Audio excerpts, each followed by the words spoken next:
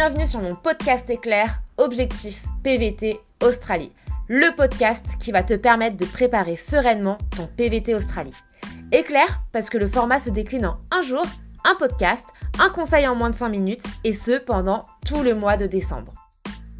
Le PVT, c'est un rêve pour des milliers de personnes chaque année. Trouver des conseils utiles, comprendre les démarches administratives, chercher les bonnes informations, les questions sont nombreuses pour les futurs PVTistes. Si tu te reconnais dans ces questions, que tu sois au début de tes préparatifs ou sur le point de partir, abonne-toi. Ce podcast va devenir ta meilleure source d'inspiration pour les prochaines semaines. Moi, c'est Maëlo, spécialiste et blogueuse sur l'Australie. Et chaque jour, je partage sans compter des conseils et astuces pour t'aider à préparer l'aventure qui va changer ta vie. Si cet épisode te plaît, n'hésite surtout pas à le partager sur tes réseaux sociaux en me taguant et à lui laisser 5 étoiles sur toutes les plateformes d'écoute.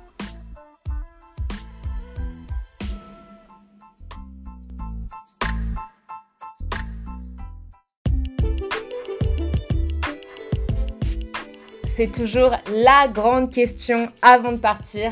De quoi vais-je avoir besoin? Est-ce que je prends des vêtements chauds, des vêtements de rando? Est-ce que je prends 3 paires de chaussures? Et ne parlons pas des fameux au cas où qu'on emporte tout le temps dans sa valise et finalement qu'on n'utilise jamais. Je vais te donner les indispensables à prendre dans ton sac à dos quand tu pars en Australie, ainsi que quelques tips pour t'aider à faire le tri. C'est parti! Sac à dos ou valise, je prends quoi? Voilà la question qu'on me pose très souvent. Tu vas entendre tous les sons de cloche et honnêtement, tous les arguments sont bons à prendre en compte.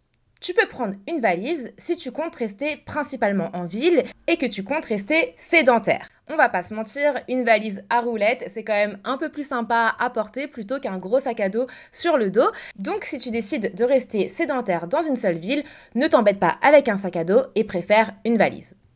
En revanche, je te conseille vraiment de prendre un backpack ou un sac à dos, en français, si tu as prévu de barouder et de faire des road trips.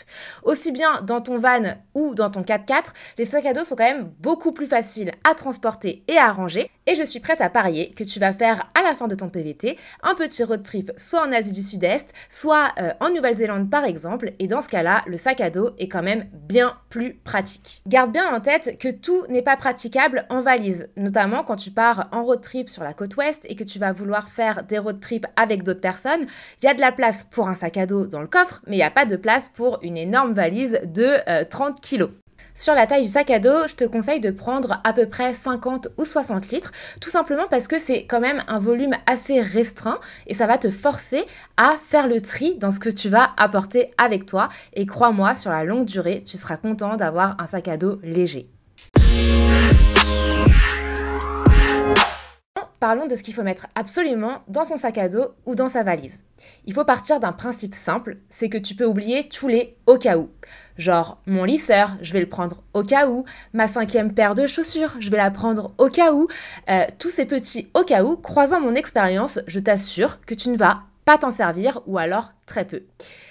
Je vais te dire un petit secret. Moi, quand je suis partie en Australie, je suis partie avec une chaîne hi-fi. Oui, une chaîne hi-fi, au cas où.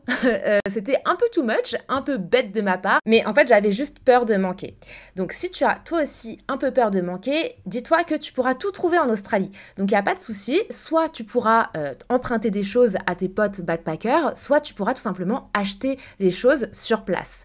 Tu l'as donc compris, on ne prend pas les au cas où. Mais alors, qu'est-ce qu'il faut absolument prendre? Pour moi, il y a 5 objets indispensables à prendre avec toi. Premièrement, tu vas trouver ça très bête, mais il faut prendre ton passeport. Ça peut sembler évident et pourtant, il faut savoir que ton passeport doit être valide au moins 6 mois après la date d'arrivée dans le pays. Et faire une démarche de passeport en France, on le sait, ça peut prendre plusieurs semaines, merci l'administration française. Donc vérifie bien que ton passeport est valide et surtout, pense bien à le prendre avec toi le jour J. Vous allez rigoler, moi ça m'est déjà arrivé d'oublier mon passeport, pas pour partir en Australie mais pour partir en vacances et c'est très frustrant.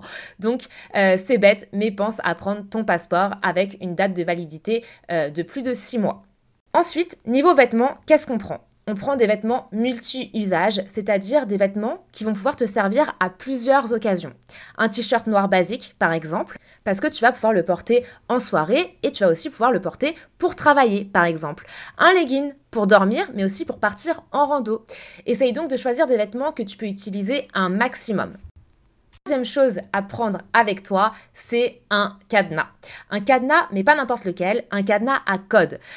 Tout simplement parce que ça va te permettre de protéger tes affaires, ta valise, que ce soit à l'aéroport ou dans les auberges de jeunesse, parce que malheureusement, oui, certains vols peuvent arriver en auberge de jeunesse. Et pense à prendre un cadenas à code parce que si tu es comme moi un petit peu tête en l'air, il y a beaucoup d'opportunités pour perdre les clés de son cadenas. Donc prends un cadenas à code, ça va te permettre de partir l'esprit tranquille. Quatrième objet indispensable à prendre avec toi quand tu pars en Australie, et c'est mon préféré, c'est un adaptateur universel, et même un adaptateur universel avec une multiprise française.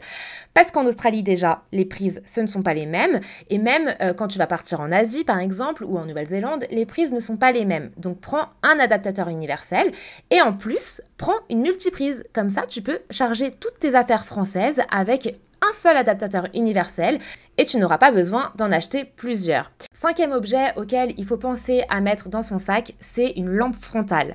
Une lampe frontale, pourquoi? Parce que tu vas faire des road trips et quand tu fais un road trip, soit tu dors dans ton van, soit tu dors en tente. Et donc, quand tu vas devoir aller chercher dans la nuit tes affaires pour monter ta tente ou quand tu vas devoir chercher tout au fond de ton sac à dos la petite culotte que tu veux porter ou ton gel douche pour aller prendre une douche, la lampe frontale est quand même bien pratique. Et puis pareil, quand en pleine nuit, tu vas devoir te lever pour aller faire pipi, c'est pas très pratique de prendre son téléphone et de mettre le flash. Il vaut mieux vraiment avoir une lampe frontale, croisant mon expérience là aussi. Petit indispensable bonus à apporter avec soi en Australie, ne m'en voulez pas, je vais en parler, c'est mon application Mylo Easy Nose, tout simplement parce qu'elle est gratuite, parce qu'elle est disponible sur iOS et Android, et en fait il y a toute la checklist des choses que tu dois faire en Australie, tous les endroits à visiter par exemple en Australie, tous les bons plans, les codes promo, tu vas avoir tous mes conseils pour réussir ton PVT Australie, donc télécharge-la et en plus c'est comme si j'étais avec toi dans ton sac à dos, donc moi ça me fait plaisir, c'est comme si je voyageais avec toi en Australie. Résumer en quelques mots ce podcast, prends un sac en fonction de ton projet de voyage, ne te charge pas trop, tu vas sûrement acheter des choses sur place, optimise tes vêtements, ne prends pas une tenue pour chaque occasion sinon tu vas avoir une valise beaucoup trop lourde et enfin, prends-moi avec toi dans ton sac à dos via mon application et profite au maximum de l'Australie.